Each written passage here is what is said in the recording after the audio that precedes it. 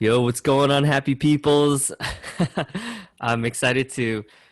So I actually met Hayden at the Summit of Greatness. So we reconnected. I mean, we've been staying in touch, but it's so crazy that we both graduated from accomplishment coaching and that we both worked at LinkedIn together.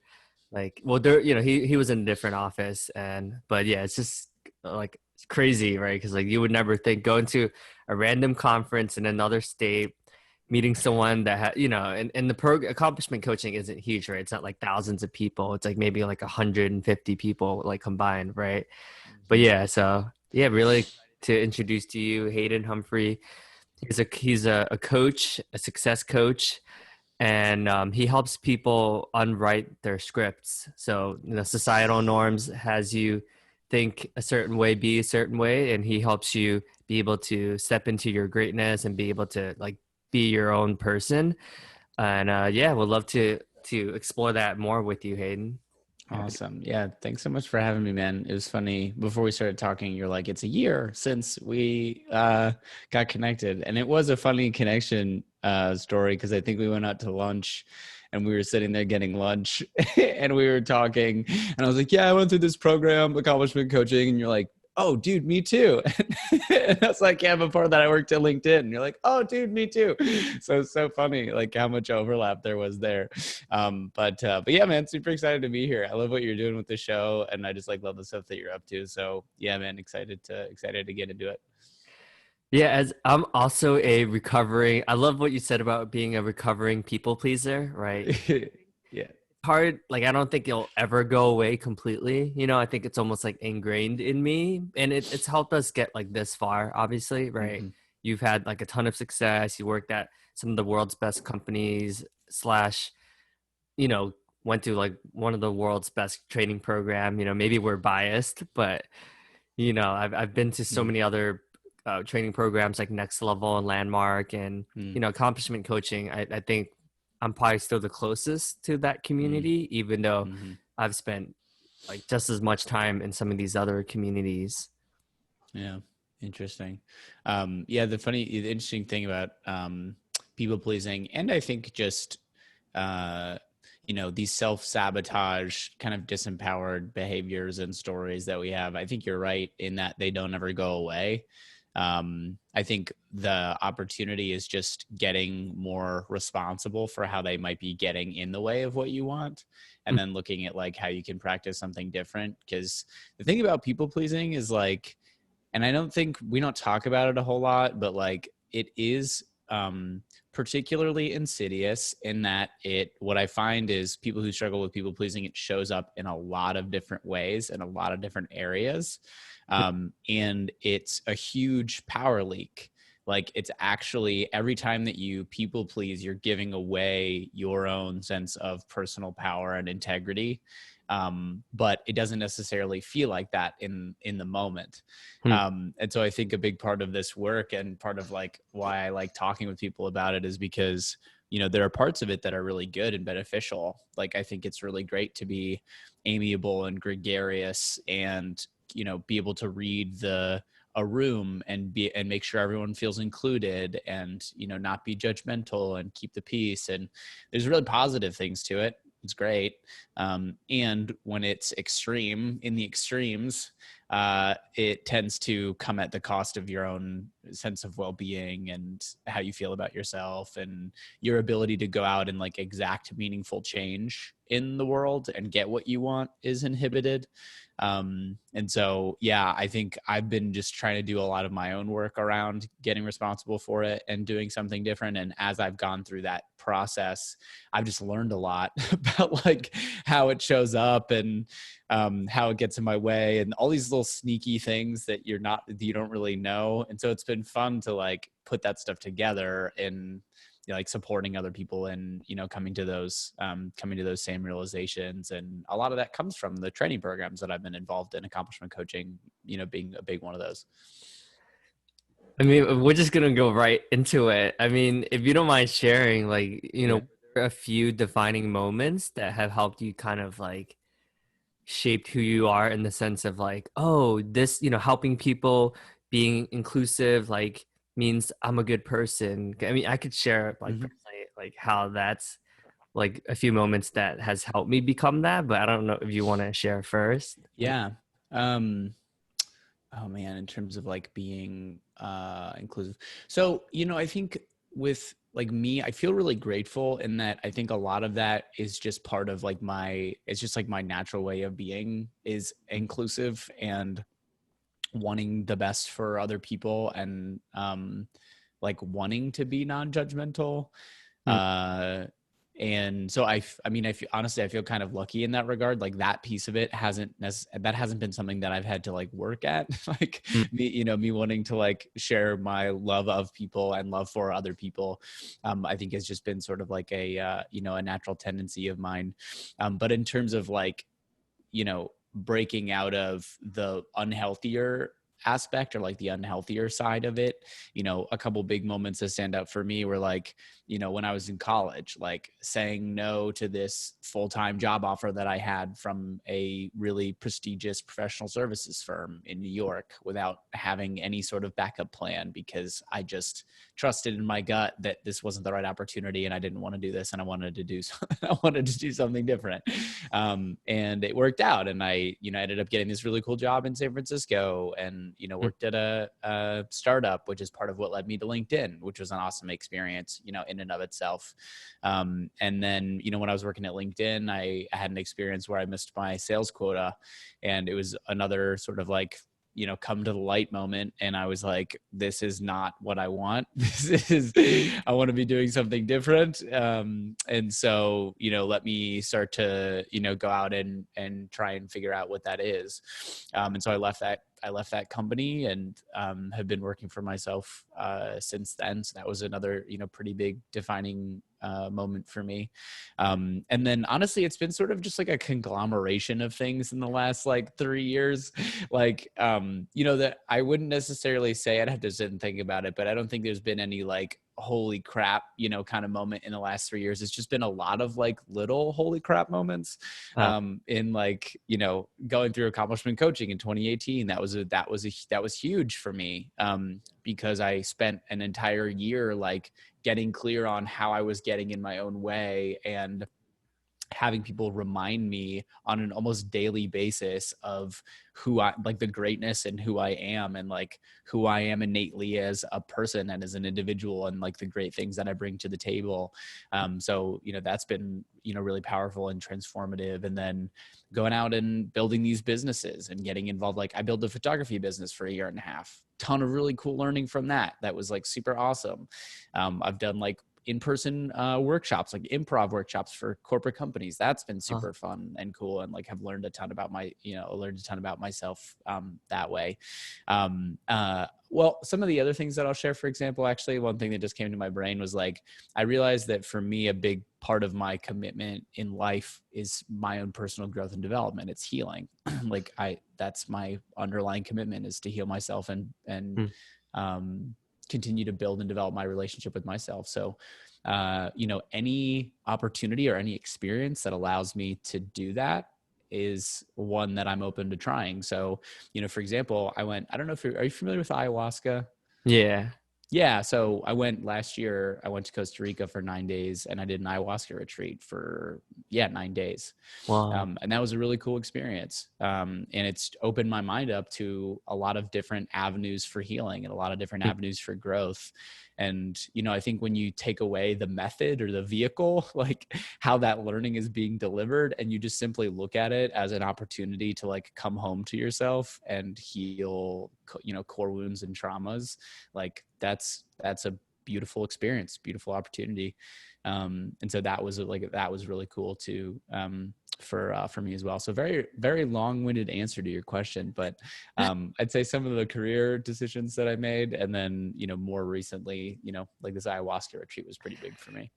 wow, so much to talk about, man. We have so many similarities. It's Yeah. crazy. I do think like when we come from like ego, right? When we come from, I guess for me, it looks like the external validation of like, oh, you're so nice. Oh, thank you. Thanks for helping me, right? We often forget to put ourselves first, right? Whether that's like, meditation or just getting like your stuff done, right? Like I'm sure Mm. for you, there's been so many times where you're helping your teammates, you're helping your manager, you're like, I'll, you know, people are like, hey, can you help me with this project? You're like, yeah, sure. And then there's like another thing on your plate and another thing. And then before you know it, you're like, oh my God, I didn't even get my actual work done yet because I'm helping Yep. literally everyone else and their moms and all the new hires. And like, and then before you're like, why am I not doing as well? It's like, oh, right. Because I spent 90% of my day like accomplishing everyone else's task. Yeah.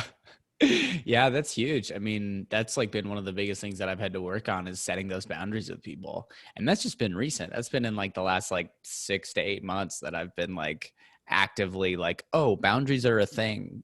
Because I think, that's the funny thing about stuff like boundaries and healthy relationships. Your relationship dynamics, how you build relationship with other people was instilled in you by the relationship that you had with your parents.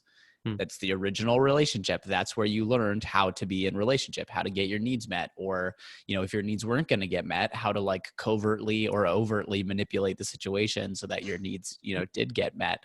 And I think for people who are people pleasers, there is the tendency, I think, is that there's this sense of, I just have to give. Like, what makes me good or valuable as a human being is me giving and being of service to other people, even when it's at the at the cost or at the expense of my own experience or my own Hmm. sense of well-being. And so it's almost scary when you think about, my sense of self equals giving to other people.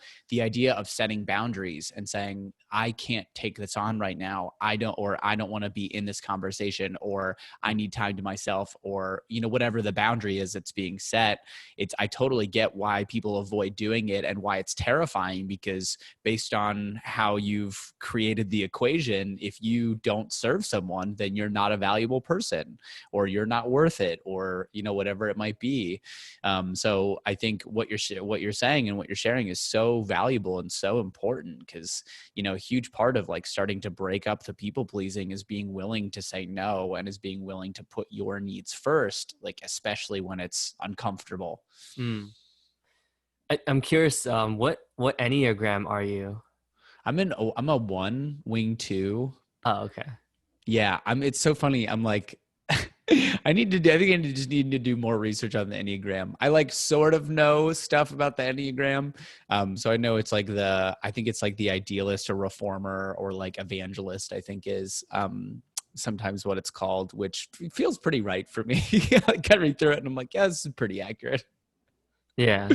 Yeah. And then your wing two is like the helper, right? So that's probably Yeah. like where some of the more people pleasing tendencies come in on the wing part. Yeah.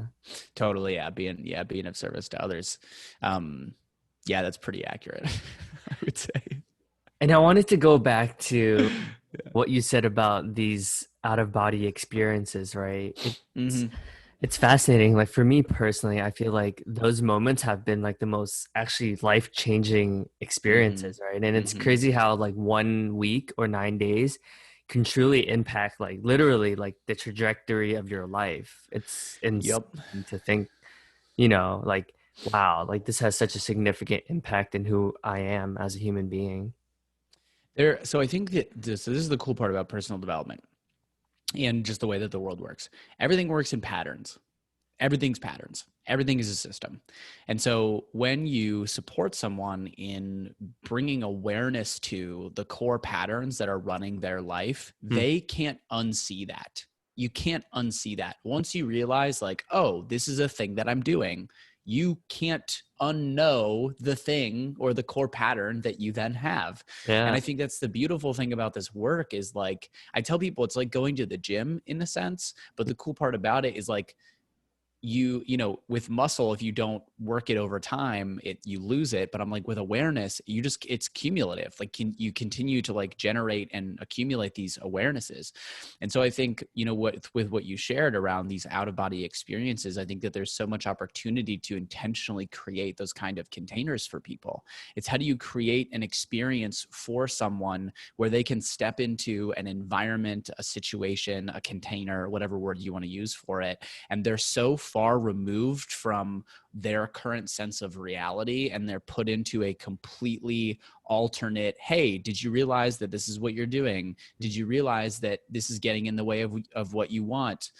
Did you realize that you could actually have all these other things that you thought that you haven't been able to have yet? Like just that, even if it's for a day or for an hour or for however long it is, like that is truly transformative, and it is trajectory shifting, because once you leave, you can't unsee the awareness that you had. That seed has been planted. The seed of my life could be different because I've been shown how it could be different has been planted. And granted, it's up to that person whether or not they want to choose to continue to water it. Do they want to grow that seed? Do they want to take on more work? Do they want to see a coach? Do they want to go to therapy? Do they want to put themselves in some structure that's going to have them actually, in the long term, grow that seed into something that's different for themselves? Who knows? But I don't necessarily think that as people who are involved in personal development and transformational work, our work is not to force people to change. Our job is simply to present them an alternative way of viewing themselves and their lives, planting that seed. And then ultimately it's up to that person to decide whether or not they want to actually do something with it. Yeah, that's a good point. I think if we relate to others from a place of like fixing Yeah. or you have to do this, people are resistant to it, right? Because it's like we're relating to them like they're broken or Yeah. they need to be a certain way, right? Instead of just like just with love and with like positive intentions and with, just from like a strong, trusting relationship, people are like, oh, okay, like they actually, I see that, they got my back and they're just actually looking out for me. Well, no one likes to be told what to do. And it's really funny. I just did an Instagram post about this the other day, but the interesting thing about change and the interesting thing about wanting other people to change is that you you have to be careful about how you approach it, because you know um, a lot of times it's like, I just so want this person to change, and so therefore I'm going to point it out to them, or I'm going to nag them, or I'm going to complain, or I'm going to like covertly give them feedback, or whatever it is. But the funny part about it is like none of those things are loving. Like judgment is not loving. Right. Beratement is not loving. Nagging is not loving. Criticism is not loving a lot of times. Mm. And any action, I'm a firm believer that any action taken from fear Mm. most often will be met with a reaction from fear. Right. And so if I'm judging this person and trying to force them to change, the likely thing, and we've all been in situations where this has happened, the likely thing is that they're going to shut down, they're going to get defensive, they're going to attack back, they're going to become more guarded, or whatever it is, but they're not going to listen because you've brought an assertion about who they are. You've basically attacked them in a sense. And so now the automatic reaction for them is to get defensive. I have to defend myself against this attack that you've just brought against me. Right. And there's no listening. There's no openness or curiosity in moving forward. And ultimately, the point that you brought, the thing that you want them to realize or that you hope that they realize, isn't going to be heard. It's going to be totally lost in the dynamics of that interaction. And so I think the counterintuitive thing with change is that the only way that you can have someone possibly, maybe, potentially change is by being completely non-judgmental and 100% compassionate, Mm. regardless of what they do. And that doesn't mean Mm. don't set boundaries. That doesn't mean let someone do whatever they want to you. Those are two different conversations. But the idea is, I'm going to hold this non-judgmental space. And if this person decides to step out and do something different, change their behavior, which is vulnerable, doing something different is vulnerable, they'll step out in their vulnerability and they'll be met with non-judgment. They'll be met with love. They'll be met with acknowledgement, with celebration, with affirmation. And that is the thing that's then going to have them go back and say, cool, well, I tried this different thing and it got met with love. Maybe I keep doing it. Maybe I keep leaning into this behavior and doing this thing differently. But when it comes to changing other people, ultimately we have no control over that. Someone has to decide, when and how and where they're going to do it. And the only thing that we can do is just love them and accept them if and when they decide to make that decision. But that's hard. It's a hard thing to practice. Yeah, that's very profound what you said about the not like what you said about I mean there's a lot of profound things you just said there and there's a lot to like take in, but I do think to your point, like if it's coming from fear, like if you wanting them to change because of like how you want that you think they should be a certain way, and maybe it's true, right? But a lot of Mm-hmm. times it's like our own insecurities and our own Yeah. projections that we're projecting onto others. So we have to be responsible that is this what's truly better for them, or is it just because Mm, like I want them to be a certain mm, way, you know? yeah. That's a really brilliant point. It's funny because part of it's like not, well, it's not that it doesn't matter, but I think the thing that you're pointing to is like using other people as a mirror, or using relationships as an opportunity also to get clear on the next opportunity for you in your own growth and development. And as an ontological coach, and for those folks listening, ontological is it's ontology. It's the study of being, who you're deciding to be, where you're deciding to come from. But your and I's job as ontological coaches is expanding our ability to be with. So it's expanding our ability to be with people who might have previously triggered us or sent us into some automatic, reactionary, unconscious behavioral pattern. And it's just expanding our ability to be with literally everyone, so that regardless of what anyone else brings, we're able to stay seated in a centered, grounded, present state. And I think part of that game is looking at, where do I get triggered right now? Where are the relationships in my life where I have something that I want to change about someone, or something that annoys me about someone, or some, another person that triggers me. And I think it's always just an opportunity to take a look at, to your point, like, what is it about myself that I can't be with that this person is reflecting? There you go. Yeah. Because ultimately all of those are just like, external judgments are just projections. They're projections of internal judgment.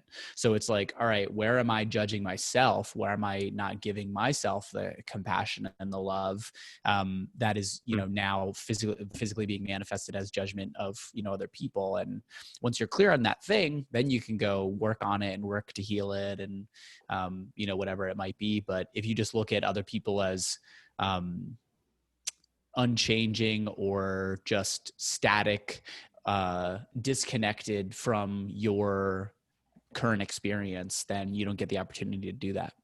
Mm. Yeah, that's deep.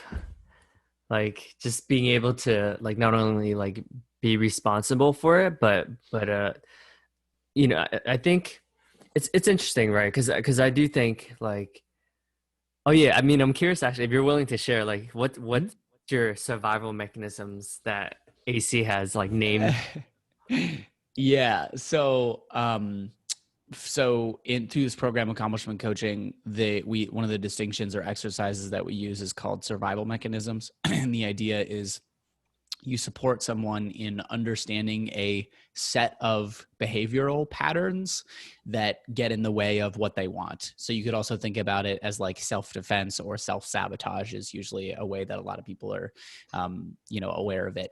But it's getting clear on what those behaviors are, and then giving them a name, so that moving forward, it's easier to identify when it's happening and call it out by the name of it, so that you can understand it's happening and then step out of it and do something different. Because that's really what coaching is. That's what transformational work is awareness in the moment of a certain behavior or a certain reaction, and then being able to choose something different. But my survival mechanism names are, don't rock the boat, rebel. So it's funny because it's like, it keeps me very quiet, and it has me, a la people pleasing, like, don't rock the boat, don't make waves, don't take up too much space, don't do whatever. But then the flip side of it is like kind of a rebellious side. So when I feel like my boundaries have been crossed, or when I feel like I'm overwhelmed, I tend to get a bit rebellious, like, just kind of like F this, F everything. Like I'm not doing any of this. Like I'm leaving. Uh-huh. It's funny when it happens because it's kind of rare, but so don't rock the boat, rebel, unlovable perfectionist. That's probably my core one. Is just, one of the core fears that I have in my life is that I'm just this unlovable person that people just don't want to spend time with or spend their energy, or I'm not worthy of those things. And then, you combine it with the perfectionism and it's just really nasty little pattern. And then the last one is self-flagellating superhero. So I like to be the person that does everything. I like to be the person that saves the day. I like to be the person that's like, oh, it's cool. I'll take on all these million things that I shouldn't be, but I will. And then beat the crap out of myself, like beat the living crap out of myself when I don't do it, or when I fall short of expectations, or, whatever it might be. So it's been interesting because when you first get those names, it's so obvious. You're like, oh my God, here are all of the places where this shows up. And this is so obviously running my life. And then over time, they just get sneakier. Like my coach said to me at one point, he's like, the funny thing about survival mechanisms and the funny thing about these self-sabotage patterns is like, as you do more work and as you become more conscious and more aware and more responsible, they get sneakier. So he's like, instead of coming in the front door, like they come in the windows. And so it's like all these little ways over time that you're like, oh, there's the thing. Like, this is the thing. I thought I was over this, but like, here's this pattern again showing up in this, like, in whatever way it is. So yeah, I feel like that's really been the work in the last like 3 years, is just continuing to get responsible for those things and, looking at where they still might be getting in the way. This conversation kind of reminds me of Tim Ferriss's advice on becoming really good at saying no, right? Yeah. Because you know how he wrote that book, Tools of Titans, and Mm-hmm. all that, like Tribe of Mentors. He was saying there were certain people that were so good at saying no that you afterwards, like you felt like you're like, wow, like that was actually empowering, right? Because you think sometimes like rejection is like disempowering, but he's like, some people just have a good way of like have such the perfect way of um saying no to people. Well, it's cool because, I think that those people, it's an assertion, I don't know, but there's what we really value in other people is authenticity. And what Mm, we really value in other people is integrity. And so even if someone tells you, like, if you were, this is a random example, but like if you're going out on a date and you really liked the person mm, and they came back to you and they very clearly and eloquently and compassionately basically said, hey, you're really great, and like we're just not a fit. mm, Like it might sting for a bit and you might be like, damn, that sucks, but ultimately you're like, I respect this person for being so true to who they are and being so authentic and compassionate that they're willing to say no. mm. And so it's, I think it's funny because we're so afraid of upsetting someone if we say no to something. That's like the core fear, is this person's going to get upset or they're going to get angry, or whatever it might be. And I think 9 times out of 10, if you're very clear and like, this actually doesn't serve me right now, or I don't have the capacity for this right now, or if you bring a very intentional no that is clearly aligned with who you are and what's important to you, and what you see as far as like your own commitments, I think 9 times out of 10 the person's going to be like, okay, got it. I gotcha. Thanks for just like being straight up and being in integrity with, your commitments and, what you see for yourself. And does that mean that every person's going to do it? No, because you're going to have that one person that's like, well, screw you, dude. Like, what do you mean? No, what do you mean you can't take this on? Right. And just because that happens, it doesn't remove the importance of practicing that anyways. Because you're going to find people who are exceptions to the rule all the time, but it doesn't make the rule inaccurate or invaluable. It just means that it's an opportunity to practice in spite of reactions, continuing to practice what's important to you, which is saying no to things that don't align with who you are and what you want. Yeah, that's a great reminder, right? Because I think nowadays, like there's just so many projects, there's so many people, like because social media, like it's even easier to like meet people, right? So Mm-hmm. innately, like people are gonna try to get you to help them with whatever it is that they're Mm-hmm. trying to, do, right? And then I think many of us kind of maybe just like ignore or like just don't say anything back. But I found the most powerful is when I actually respond back instead of like, oh, I'll respond back to them later this weekend. But then like Mm-hmm. over time, over the course of like a week or maybe a month, there's like 5 or 6 people that you still haven't gotten back to. And then like subconsciously, you're kind of like, fuck, like, why do I feel weird? Instead of just like right in the moment, just be like, hey, like, sorry, like, I just don't have the bandwidth for this. Like, I hope you can understand, and then boom, you're done. You don't have to worry about it, and you don't have to wait till the weekend. And that literally took like 5 seconds, right? Versus like Totally. at the end of the week, you're like, oh man, why do I feel like I still have something? I still have a couple people to get back to and stuff. Yeah. Yeah, well, I think in the realm of like one of the things, and this is something that I'm really in the midst of understanding the power of, but it's being in integrity with your word. And I've been working with a coach, a separate coach. His name's Alexander Riker. He's big on enrollment for coaches. And one of the things that we were talking about a couple of weeks ago was the power of being in integrity and the power of, being your word and owning your word. And what I find is that, especially with people pleasers, but I think people more generally, a lot of times there's this dissonance between who we think we are and how we actually show up.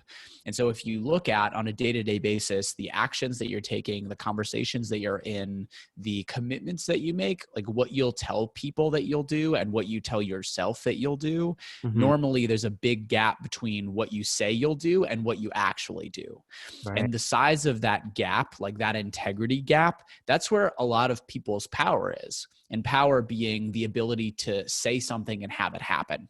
Mm. That's where a lot of that goes. And so I think a big part of this work, becoming a more powerful person or becoming someone who is more likely to produce the results that they say they will produce, it's about closing that gap and practicing closing that gap over time so that every time, and it's a trust conversation, trust with self, so that when you say something is going to happen, you have no doubt in your mind that it's going to happen. Because for the past week, in every instance, regardless of how big or how small, you were intentionally declaring something, committing to something, and then making it happen.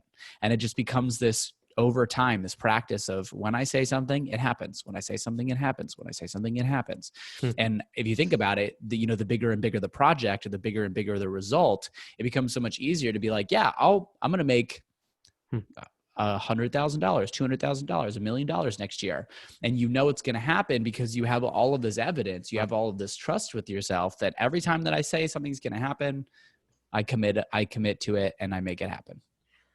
That's very eloquently said. I love, I mean, clearly you've been doing this work for a while. I'm curious, like outside of AC, like have you done like other things like NLP or like other coaching programs or? So yes. Um, let's see, what else have I done? I've done a lot of therapy, which is super important. And if you're not in therapy, go to therapy. Everyone listening, go to therapy. Therapy's awesome. Just read a lot. Honestly, the big piece of it. I'm just like I'm like an avid reader, so I'm like reading constantly, and I think that's been a big part of like what's helped to form the way that I think about things and my ability to talk about those things.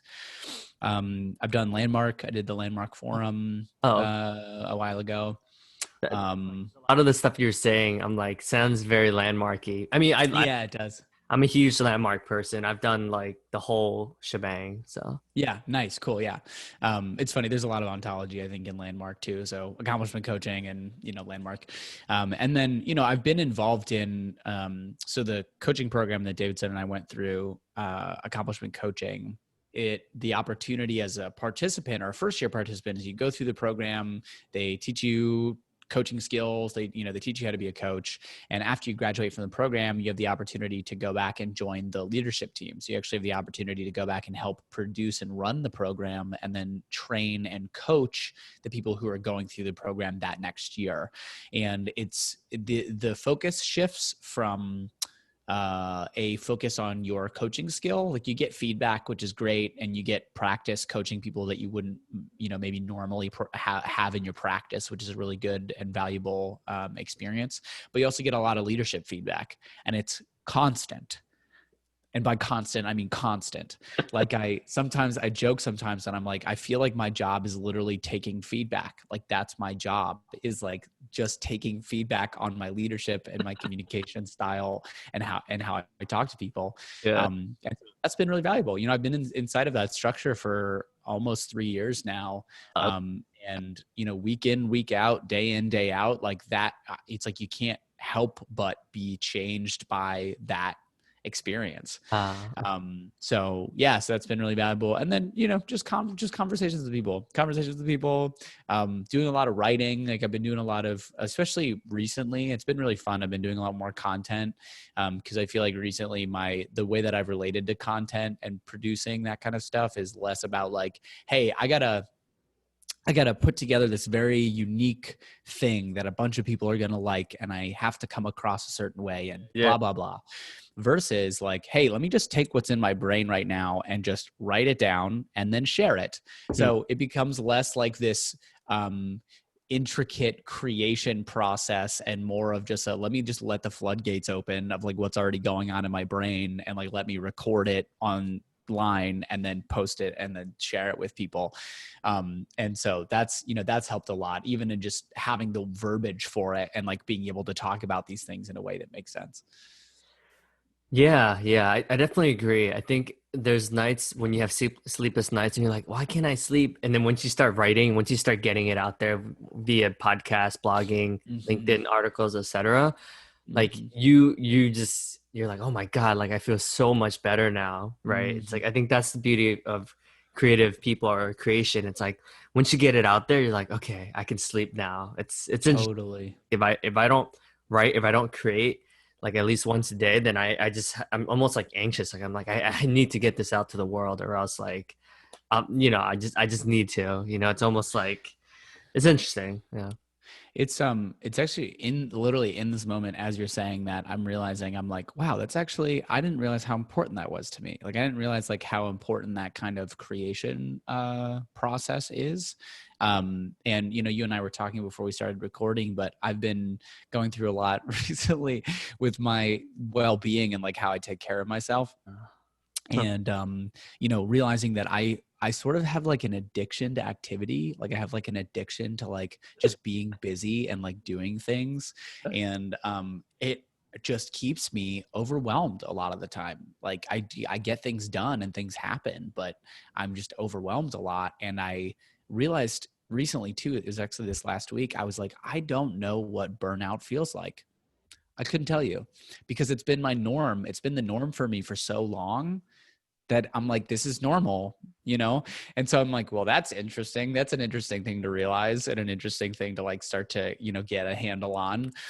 But why I brought that up and what you shared was like, I'm realizing that part of the way that I feel like I'm going to make the biggest amount of impact is through that creation process. Mm, But if I am constantly overwhelmed mm. and running around and doing a billion million things, there's no space for that. Ah. Not only just from a time perspective and like making time to sit down and do Mm. that, but I'm even like energetically, mentally, Yeah. emotionally, like you need that breathing room to be able to like sit down and like have stuff integrate, Mm. and to be able to ideate, and to be able to get to the place where your thoughts are cohesive enough that you can create them into something, whether that's video or written content or, whatever it is. And I'm just, as you were saying that, I'm just realizing how important that is to me and how impactful that is. So of course I would want to, take better care of myself and give myself more room to have that kind of experience. Yeah, it was just cool. Thanks for sharing that.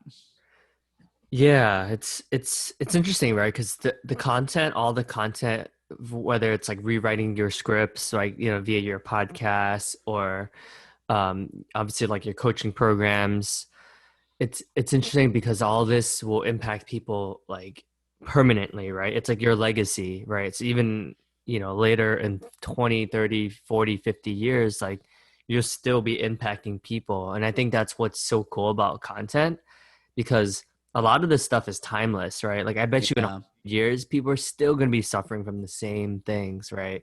And still like, you know, have all these other people's agendas that they feel like they have to do because they're Hmm. afraid of like setting stronger boundaries, right? Like Yeah. this is like a societal problem that's been here since like the beginning of dawn, like, time. Yeah. It's so funny because it's the human condition, right? Yeah. Like we as animals have not changed in the last couple hundred years, thousands of years, tens of thousands of years. Yeah. Like we look different, we dress up and we live in society and we have jobs and we spend money and we do things. But like fundamentally, biologically, we are the same animal as the one that didn't have any of this, that didn't live in civilized society, that only lived in groups of 50 to 150 people and were mainly hunter gatherers and more egalitarian communities and societies. Mm. So it's just so funny because it's like the basis from which we're operating is biological human nature. Yeah. And so it's like, yes, things change. We get more technology, we're more connected, we dress differently, we talk differently, but like ultimately it's the same thing. It's the same, we're the same animal at the end of the day. So yeah, I think you're spot on in that like a lot of these things are timeless. Like it's, it's why things like, and granted, I'm not religious, but things like the Bible or like Jewish holy books or, like Lao Tzu or stuff from the Buddha or any of that stuff, like is still around. And you read it and you go, holy shit, like this is still so accurate. Like this, I literally feel like this is speaking to me and this is speaking to my experience because those people were able to get to such an elevated state of awareness and such an elevated state of consciousness that they were able to take what they saw and put it into words that we could actually resonate with. And I think the cool part about it, right, is you read it and even if you haven't necessarily done any therapy work or coaching work, or if you don't consider yourself a conscious person, whatever it is, you can read it and go, yeah, that actually, I see that, like that resonates with me. So it's like there's somewhere in all of our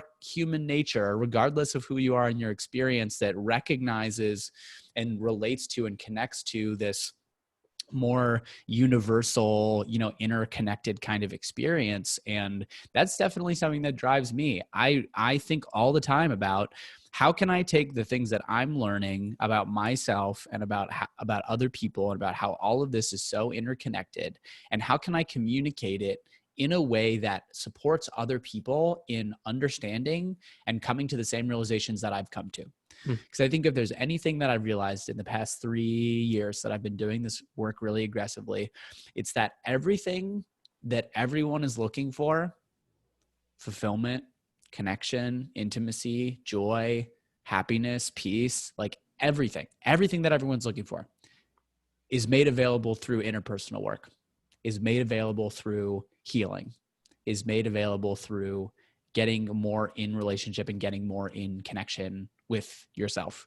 None of it comes externally. Mm. It all comes internally. It all comes down to the inner work that you do. And so, like I said, a big part of what drives me is like, how do I support other people in coming to that same realization? How do I create myself as a person, as a speaker, as a leader, Hmm. as someone who can show other people the way and support other people in coming to these same realizations? Because I think this is what we're all looking for. Wow, that's a great wrap up and a great summary, Hayden. So I appreciate your time. I mean, there's so many takeaways, right? I think at the core, at the essence, to your point, like we all have these, or what I've learned from our conversation, to summarize it, I would say we all have these like societal norms and these behaviors that stem from thousands of years ago, right? It's the wanting to be liked, wanting to be accepted by society, and we still operate from that super old school, like mentality. And because of that, we're self-sabotaging ourselves by putting others first, by Yeah. not being able to actually be true on what we say we want to do, but Yeah. instead of like fulfilling everyone else's goals, essentially, right?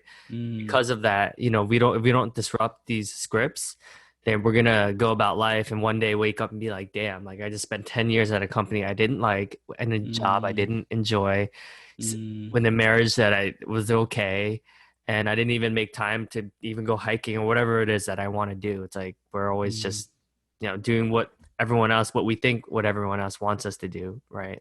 So Yeah, thanks. Yeah, thank you. I think you're spot on that. And I think a big part of the work of my work as I see it and the impact that I want to have is supporting people in starting to understand where they were given, to your point, these societal scripts. When you grow up, you are taught as a child who you are, how to relate to yourself, how to relate to the world. And it also either expands or limits your view on what's possible for yourself in your life, what you're worthy of, the kind of relationship that you can have, the kind of job that you can have, the amount of happiness that you are allowed to experience on a day to day, week to week, year to year basis. And the interesting thing is that these scripts are totally made up, they're stories. They're not the truth. And so I'm really driven by supporting people in starting to break these scripts up, like actually becoming aware of where are these self-limiting beliefs getting in the way of what I want to create and the experience that I want to have, breaking those things up so that they, in essence, they can live more unscripted. Like, what does it mean to live a life totally outside of and devoid of the generational, oftentimes traumatic and disempowered scripts that you were given as a child? And it's not easy. The work isn't easy. Living unscripted is kind of scary because yeah, so much I think of how we identify as people is by the scripts that we were given when we were kids. And although it might not work in a sense, it's comfortable. We know it. We know what to expect when we follow the scripts that we were given as children. And we don't necessarily know what to expect when we're trying to live unscripted and when we're trying to do something different. But I think ultimately the opportunity is when you live unscripted, the only thing that you have to go off of is your authentic sense of self and your innate goodness. And I'm a very firm believer that human beings are innately good, innately wanting to serve, innately wanting to love, innately wanting to connect. And so it's very healing to get in touch with that more innate, natural part of yourself and choose from that place versus choosing from, hey, this is what I learned about myself when I was 6 or 7, and have that be the thing that runs the show for the rest of your life. So yeah, man, great conversation. I always love it when we connect and we're able to chat and talk about these things, and I love the work that you're doing here. So keep this up, man. yeah. Thanks, Hayden. If anyone's interested in learning more, I'll link to your website, your LinkedIn. Sweet. Please reach out to him. He's you definitely have it's cool, right? Because it's relatable, right? Because you've achieved a certain amount of career success, so I think like that gives you like credibility, obviously. Because sometimes there's coaches that are almost like too woo woo. So in Yeah. a sense, like you can relate to like the high achieving business professional, right? Mhm. And then you have like the entrepreneurial mindset where you've done so many different things. So people are like, oh, okay, like if I'm too afraid to try a new venture, like he can help Mhm. me kind of Mhm. navigate through that. So Mhm. yeah, no, I really appreciate what you're doing, man. Like this is such a needed conversation, and thanks for being vulnerable and sharing some of the things are going on in your life. And I'm sure there'll Totally. be many more conversations that we'll have together. So Awesome. yeah. Thanks, man.